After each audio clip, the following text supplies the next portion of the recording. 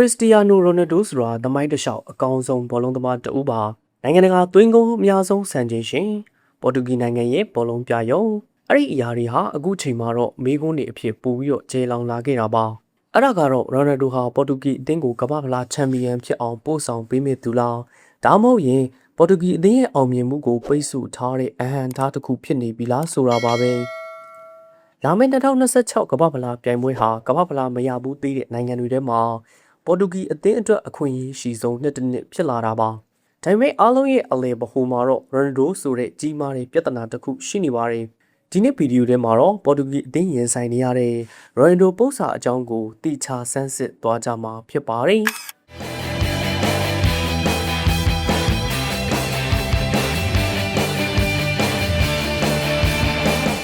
ပေါ်တူဂီဘောလုံးသမိုင်းကိုပြန်ကြည့်လိုက်မယ်ဆိုရင်တက်တန်းတစ်လျှောက်အမြင့်ဆုံးမှတ်တိုင်က1966ခုနှစ်တုန်းကရခဲ့တဲ့တတိယဆုပဲရှိပါသေးတယ်။ဒါပေမဲ့21ရာစုမှာတော့ပေါ်တူဂီဟာကမ္ဘာအဆင့်မီကစားသမားတွေနီးပြတွေကိုအများဆုံးမွေးထုတ်ပေးနိုင်တဲ့နိုင်ငံဖြစ်လာခဲ့ပြီးတော့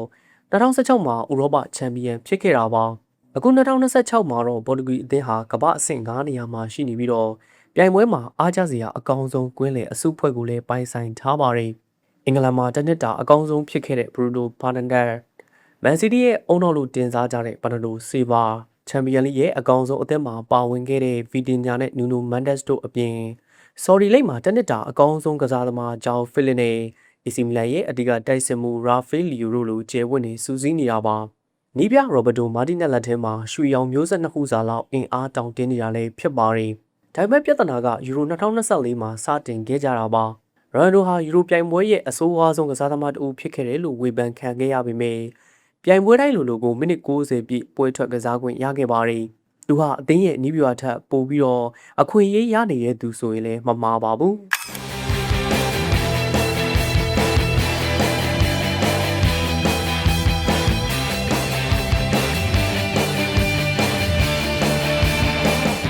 ချစ်စစ်ပွဲမှာအိုင်ယာလန်ကစားသမားကိုတရောင်နဲ့တွန်းလို့အနီးကပ်ပြသခံရပြီးတော့ကမ္ဘာ့ဖလားပွဲစဉ်တွေမှာပွဲပယ်ခံရမယ့်အစား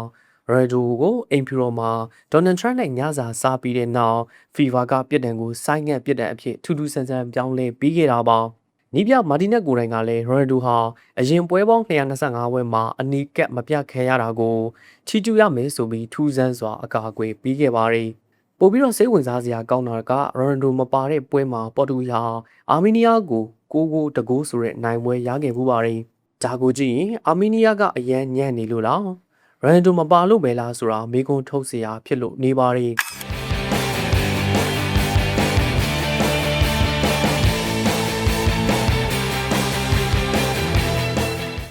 ခေတ်သစ်ဘောလုံးလောကရဲ့အခြေခံဖြစ်တဲ့ရှေ့တန်းကနေဖိအားပေးတဲ့ pressing စနစ်မှာ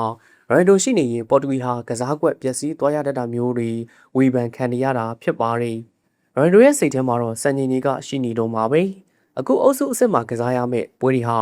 သူ့အတွက်ကမ္ဘာ့ဖလား6ကြိမ်ဆက်တိုက်ဂိုးသွင်းတဲ့ပထမဆုံးကစားသမားဖြစ်လာဖို့အခွင့်အရေးပါပဲ။ပေါ်တူဂီရဲ့ကန်နဝင် UACU ကကမ္ဘာ့ဖလား6ဂိုးကိုပြိုင်ပွဲတစ်ကြိမ်နဲ့သွင်းခဲ့ပြီးတော့ရှုံးထွက်အဆင့်မှာ6ဂိုးသွင်းခဲ့တာပါ။ဒါပေမဲ့ Ronaldo ကတော့ကမ္ဘာ့ဖလားရှုံးထွက်အဆင့်မှာအခုထိ2ဂိုးမှမသွင်းဘူးသေးပါဘူး။